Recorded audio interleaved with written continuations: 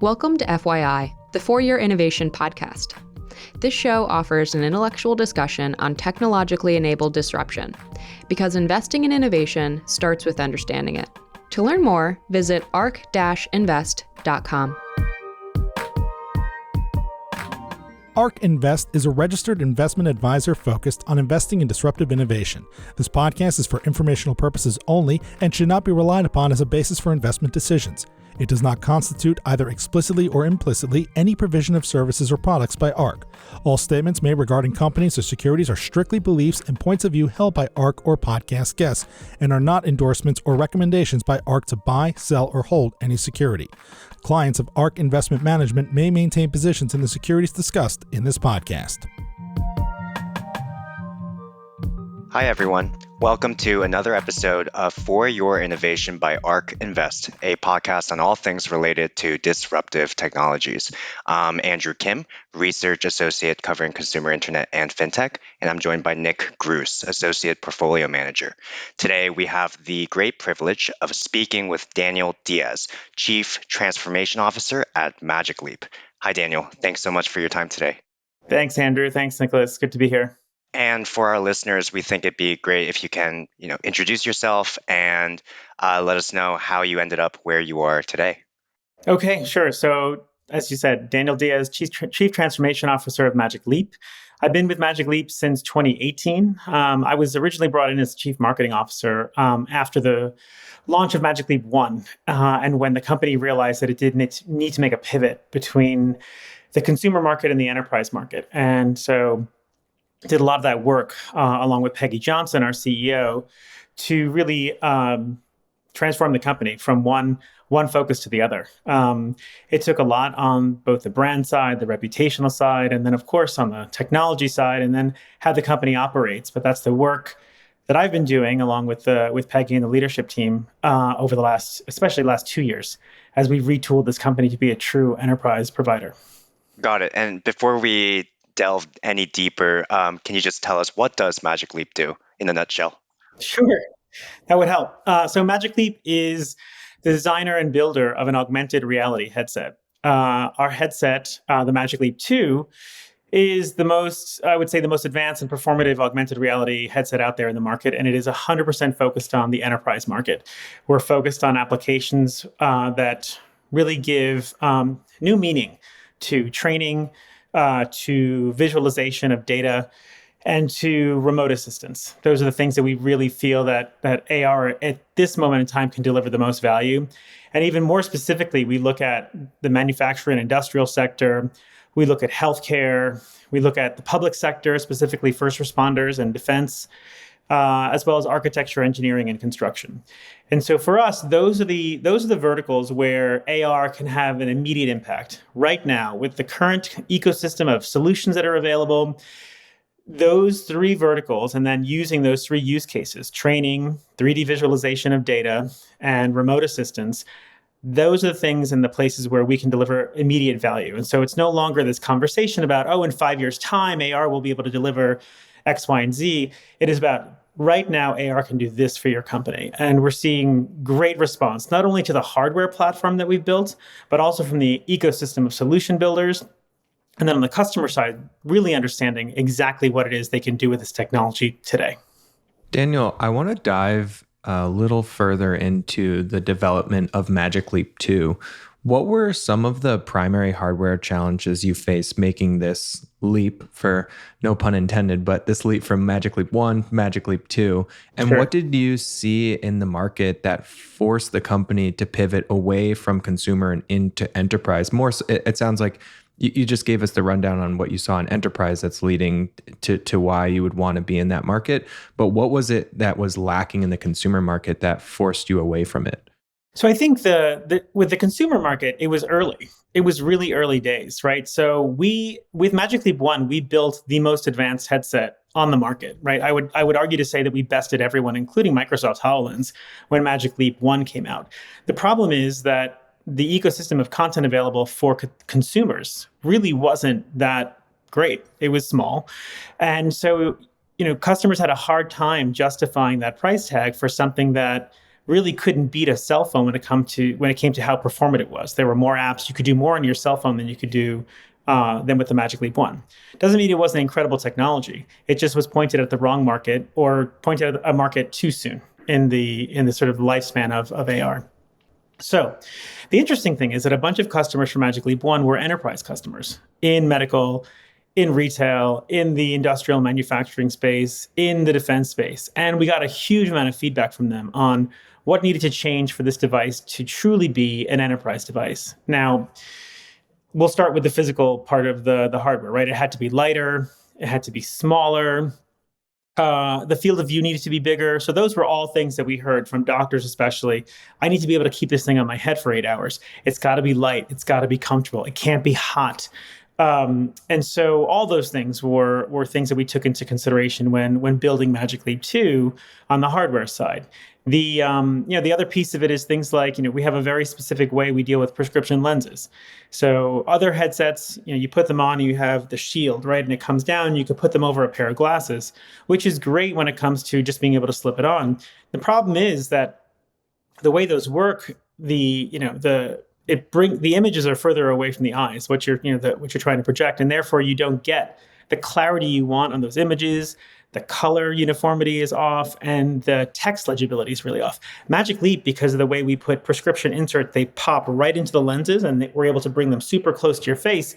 We're able to accomplish bigger field of view, better text legibility, more color uniformity, better clarity of those images. And when you think about where we're going in medical use cases, architecture, engineering, construction, defense, all those things, they require that fidelity in order for these things to truly be performative, especially on the text legibility side.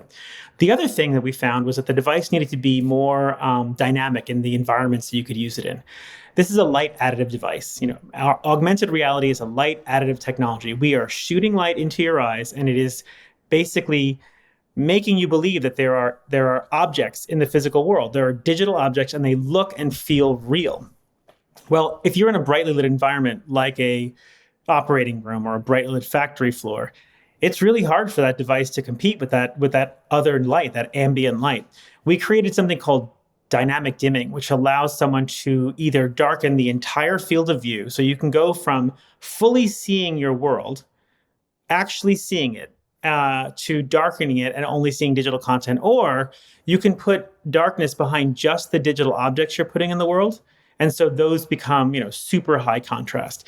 So all those things were necessary. And then, of course, on the software side, we had to put in security protocols. We had to be cloud agnostic. We had to have MDM in the device, like all the things you need in order to integrate into a IT technology stack.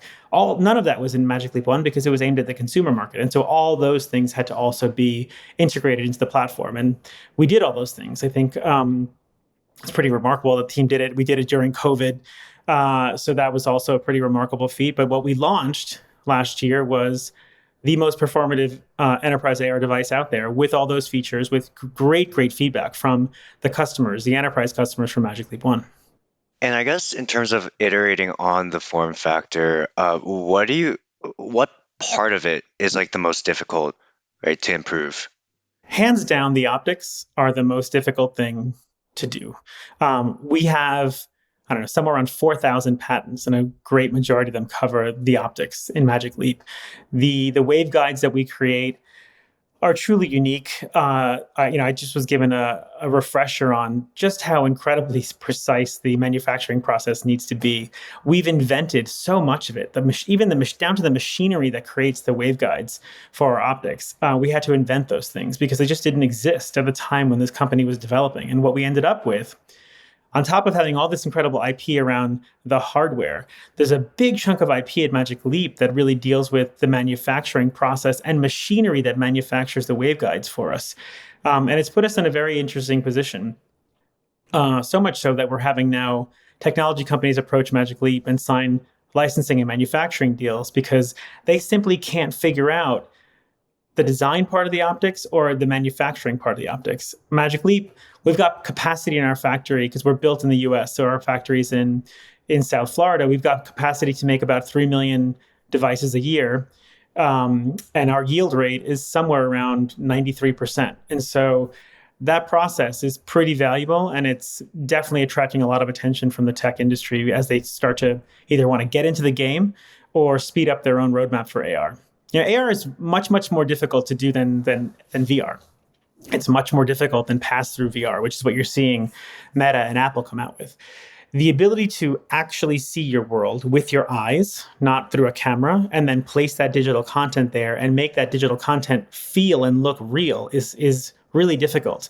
You have to be able to stick a digital object in the world and then walk around it and have it change as you walk around it. The device has to know where you are. It has to know exactly where your eyes are. It's got to be able to stick that object in the world without moving and jittering. And then it has to take into account light, shadow, glare, and it recreates all of that. The compute power necessary and the optical precision necessary for that is incredible. I'm always surprised that this company, Magic Leap, with 1,100 people, has been able to continue to drive the innovation forward and continues to best some of the biggest technology firms in the world with this device. It's a true feat. Got it. And I guess as investors or tech enthusiasts, as we're trying to track the progress of AR devices over time, I think we like to look at different proxies for like this advancement, right? Like we can look at field of view, we can look at refresh rates, we can look at resolution per eye. You did say that optics, right, as a whole, is the most difficult aspect to solve. Like, how do you think someone kind of outside of the industry should be viewing these advancements? Like, how can they track it best? Some of those metrics, I think, are really they pertain more to the VR side of the world, right? So the resolution of those screens, because you put on a pass-through VR device, they've got cameras going out in the world, and they're recreating that image on those screens. I haven't seen it myself, but the 4K screens that Apple Vision Pro seems to have would give you unbelievable resolution. The problem with it is that if you're in motion, you the user, or your world is in motion, then there's a lag between those cameras capturing that image of the world and recreating it on those screens. And so if you put on something like a Meta Quest Pro and I throw a handball to you or a tennis ball to you, you won't catch that ball because the lag is just long enough. And so that's a problem for those types of devices. If you're talking about AR, I would look at a couple of things. If you want to begin to track the progress, one, you should see how quickly the hardware is actually progressing.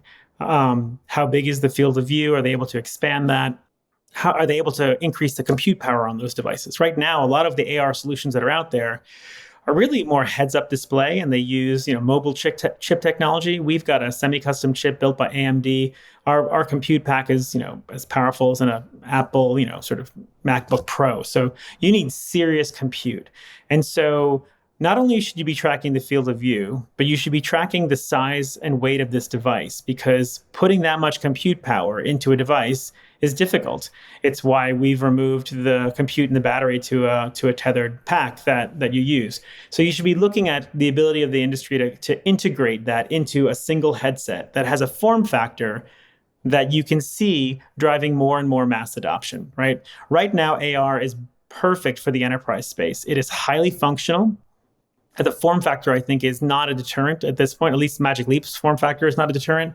If you want to start to go mass market, you're going to be looking at a few things. You're going to be looking at the size and weight of that device. You're going to be looking at the price point coming down, and you'll, as technology ages, it'll do that. And the third thing you're going to look at is the content ecosystem growing within a specific area. Right now, you'll see a lot of enterprise applications, especially training, 3D visualization. You see a lot of remote assistance, and we're seeing those begin to bubble up more and more, and we're seeing more and more end users or customers really gravitating toward that, or even creating their own custom applications that are specific to those use cases.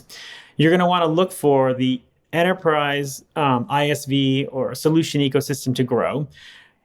You're also going to want to see, are you starting to see solutions come out that are geared toward a larger portion of the population, whether that be more of an enterprise or a personal use case? Those three things combined, form factor, the price point, and then the ecosystem of solutions available, are all the three things you should be tracking to see when these devices can become more and more mass in their scale. I want to focus in on the software side of the equation. And you mentioned something that really just, I want to hone in on, which is this content creation and focusing on building a developer community. And so I'm curious how Magic Leap goes about fostering that developer community, because something we've always noted about the AR and VR space, and I think it's getting much better on the enterprise side, but you have this chicken and the egg problem where you need software to entice people to use these devices, but you need to put enough devices out there into the world that developers feel that they're creating for a large enough body of users. So I'm curious how Magic Leap goes about fostering the software side of the equation. Are you working with developers? Are you putting them in touch with certain companies? How exactly are you going about it? Sure. Well, we have a great stable of developers who've created some really wonderful solutions for Magic Leap. So we, of course, provide them with a lot of help on helping refine those solutions so they truly take advantage of what's in the platform. And so we have a whole team of folks who do that.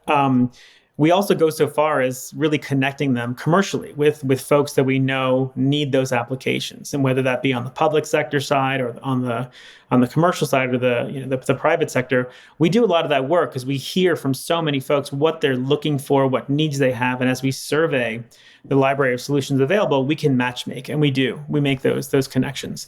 There's a huge amount of tools that are available for developers. I think we're probably one of the most developer-friendly platforms out there. We support a whole host of engines, everything from MRTK, Unity, and Unreal, all of it. We're partnered with NVIDIA very, very closely. We've got customers deploying solutions at a very, very large scale. Cisco's WebEx Hologram is a great example of large company really looking to the Magic Leap platform to deliver the best experience for what they're developing and how they're evolving their offerings to include AR. Those are all great signals that I would look at, right? How many big companies are they partnered with? NVIDIA. I don't think it gets much bigger than NVIDIA when it comes to this space and what they're doing, right? And the number of engines, the ability to be cloud agnostic. There's a big difference between a company like Magic Leap and others who are in the space. We're a pure player, right? And so we're looking at how do we advance the technology and make it as performative as possible. We're not looking to drive you into our cloud business. We're not looking to figure out how to capture as much data as possible to drive our advertising business. We are simply trying to make the most performative platform out there for AR. And those are the things that we're doing to make sure that the developer ecosystem has everything they need and it provides them with as large of a market as possible. And then just a follow-up question, because you mentioned a few segments within the enterprise space that you are starting to see adoption in. Of those that you've mentioned or that you're working in, which one seems to really have begun to start to gain a lot of traction, whether it's defense, whether it's, some of these operating room solutions? Which one has really started to come on here? And then which one are you most excited for, or is the company most excited for going forward? Yep. I think training is the number one thing we see over and over again. And it's not simply sort of curriculum-based training where you're replacing a screen and you're doing it, you just happen to be wearing a headset and it's, you're looking at multiple screens. It's training in situ, right? So think about industrial and manufacturing training scenarios where you need to see what you're doing. Your hands need to be free, and you are training in the same environment, using the same machinery, doing the same thing. So you're learning much, much faster. It's not like you're learning in a classroom and then you're trying to convert that learning into something in the actual field. You're learning in the field. What we found is that the training time goes down by 80%. Which is incredible, but the amount of waste in the manufacturing process goes down by about 25%. So you're training them faster and they're better at their job. The interesting thing is in the training applications, what we're finding is that employees are about 30% more engaged in their job. And that's pretty remarkable. Engaged employees stay longer. The other thing that was interesting is that when you introduce Magic Leap into the recruiting process, the recruiting time goes down because the job is seen as much more high-tech and future-facing than a traditional manufacturing job. So we not only can train them better and make them better at their job and do it faster, we also can recruit them faster and hold on to them longer. And if you think about manufacturing, the manufacturing industry, that is addressing some of the biggest concerns they have. Getting people onto the job, getting them working faster and more efficiently, and keeping them longer. So for those reasons, we're seeing a huge amount of interest from training in the manufacturing space. 3D visualization and guided assistance in the healthcare field is another really big one.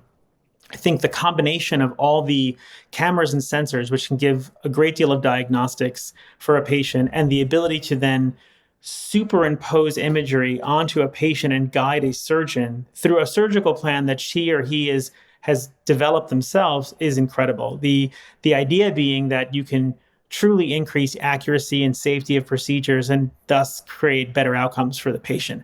That is the other area where we're seeing a massive uptick in applications that are being developed, and we're seeing some great clinical reviews come through the FDA as well as those solutions come to market.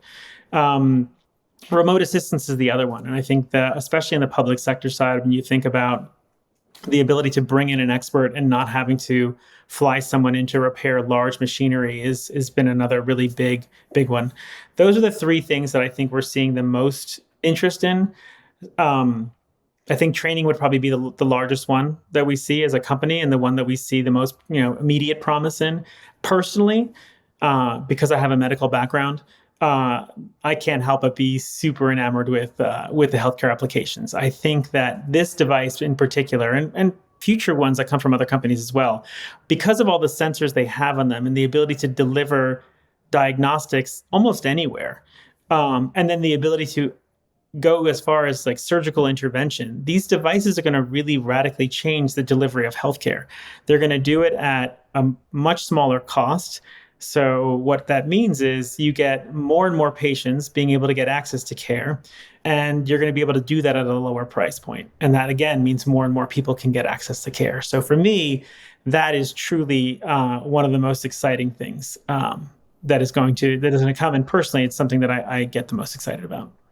And what are some use cases or verticals that seem so obvious to you, or like no-brainers for AR adoption, but the market just hasn't realized it yet, or are too stubborn at the moment to adapt?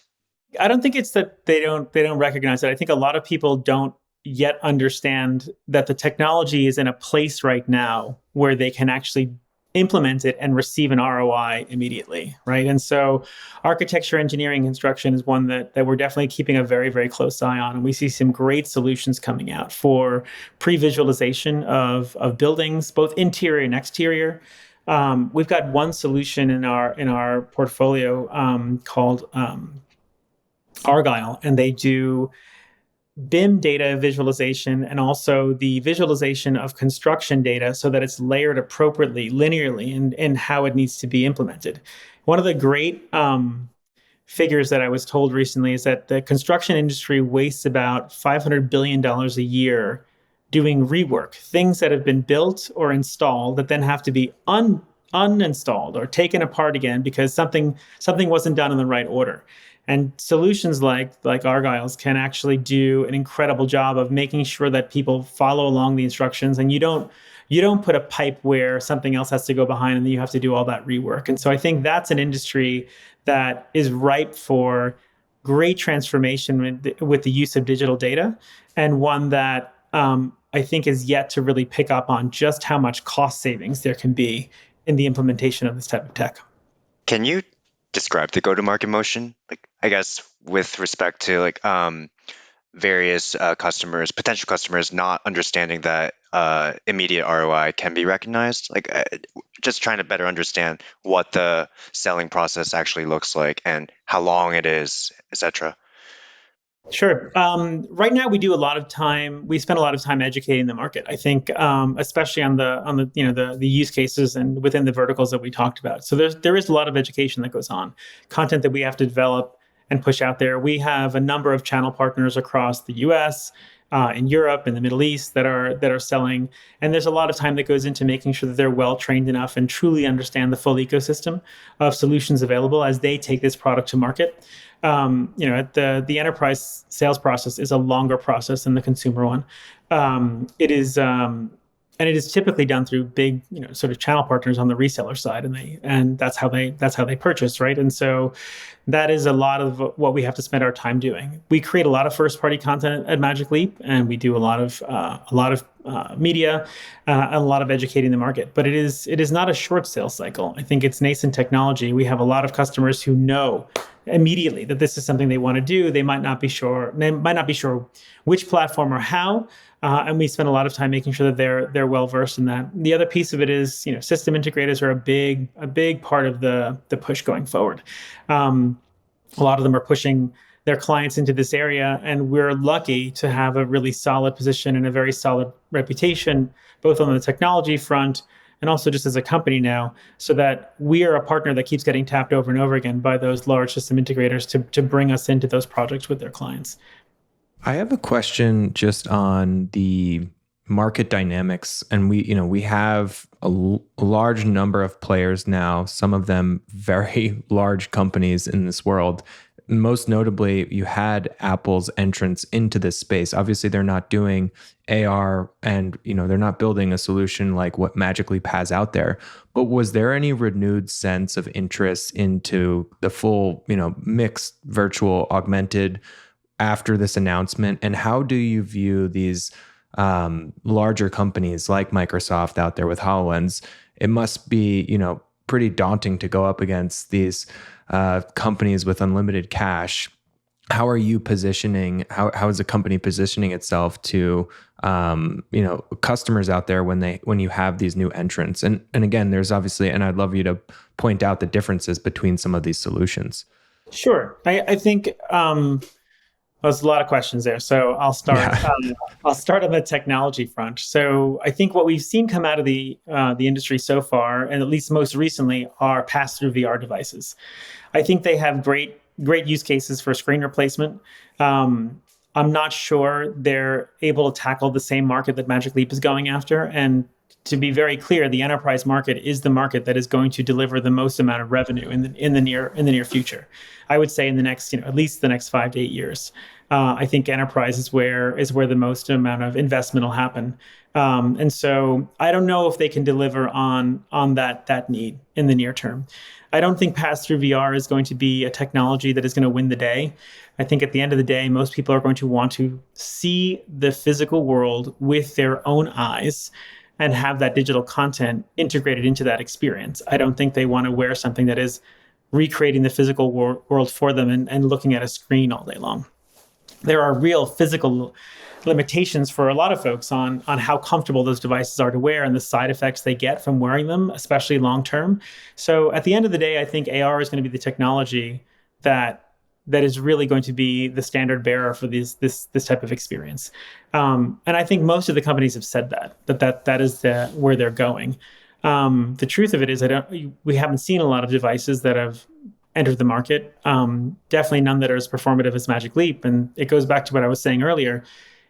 This optics technology is incredibly difficult to design and to manufacture. And so I think a lot of folks are struggling on that end.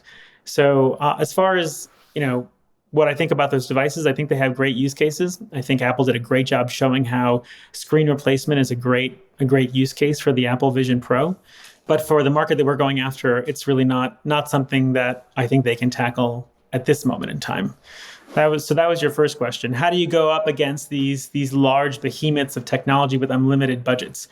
I think if Magic Leap has proven anything, you don't need an unlimited budget to produce the best technology on the market. I think the company in its total lifetime has not spent what Meta spends in 1 year in this area. And we still managed to produce this incredible device and the manufacturing, sort of capabilities around it. And so I think that says a lot about what's truly needed here in order to produce the type of tech necessary to really deliver performance for the enterprise space, at least. And that goes for the consumer space too. These, our roadmap for technology is not geared toward just only doing enterprise. Our roadmap includes making the device more performative, increasing compute power, shrinking the size of the device, obviously wanting to bring the cost down as we can. All those things will open up a larger and larger market for Magic Leap. We have technology plans that give us the ability to do that. And so I think that we're in a very, very good position when it comes to the tech. The other thing is we don't go at it alone, right? We've got incredible partners that are massive in scale. I mean, I mentioned NVIDIA before. They're they're an incredible partner to Magic Leap. They're a big part of why people see value in us, especially as we begin to do more and more connections with the Omniverse. We've got big partners like VMware and Cisco, and we've got every engine that you need to create content on is certified for Magic Leap. So it is daunting, of course, when you're going up against the biggest tech companies in the world. But I think that we've managed to create a partnership strategy for Magic Leap that allows us to compete at that level. We've been able to produce technology that bests what is out there and do it ahead of the curve. And so at this moment in time, I'm really happy with where we are. And I don't find that to be a challenge that is really affecting our own go-to-market.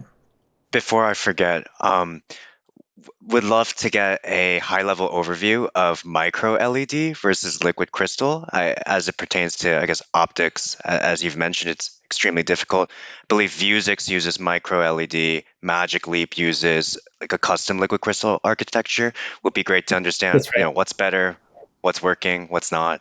Yeah. I think at this moment in time, liquid crystalline silicon, LCOS, which is what we use, is I think the best solution out there.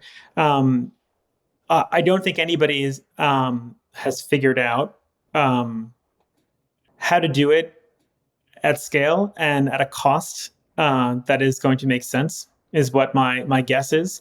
We have our plans for micro LED. We continue to investigate and go down that path. Our waveguides obviously will be more than happy to take a light source from wherever we bring it in from. But at this moment in time, I think micro LED is a bit further away than most folks would like to believe it is. And LCOS is, I still think, the best possible solution, especially if you're trying to scale a device and keep it at a certain level of cost, to keep the battery consumption at a certain level. I think you're still dealing with best in class with LCOS.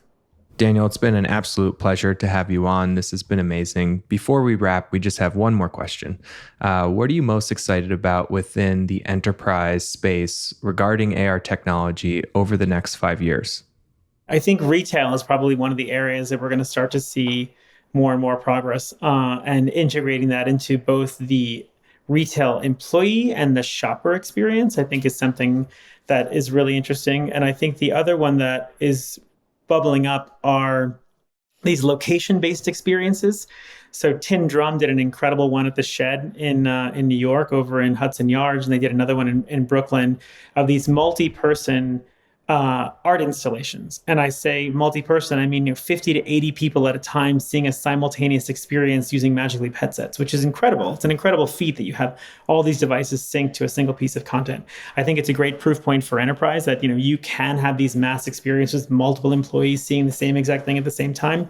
But it shows that there's a true interest in these consumer-facing experiences that are entertainment-based. I mean, you can look at the Sphere over in Las Vegas. There's definitely a bubbling interest in people seeing and experiencing these types of things. I think as far as a B2B2C play, I think that opens up huge opportunities for Magic Leap as we begin to talk with more and more companies who are looking to create these types of experiences. The automotive side is the other one that I think is really, really interesting. Both from a design perspective and replacing clay models and really being able to have a collaborative design process that is based on digital models and not a physical model is really interesting.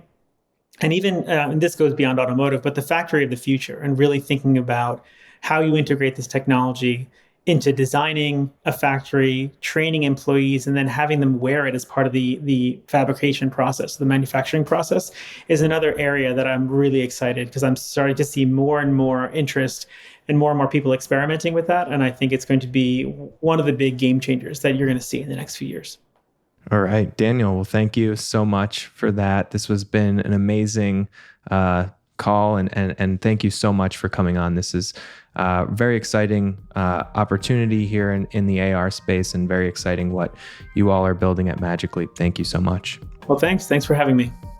ARC believes that the information presented is accurate and was obtained from sources that ARC believes to be reliable. However, ARC does not guarantee the accuracy or completeness of any information, and such information may be subject to change without notice from ARC. Historical results are not indications of future results. Certain of the statements contained in this podcast may be statements of future expectations and other forward-looking statements that are based on ARK's current views and assumptions, and involve known and unknown risks and uncertainties that could cause actual results, performance, or events to differ materially from those expressed or implied in such statements.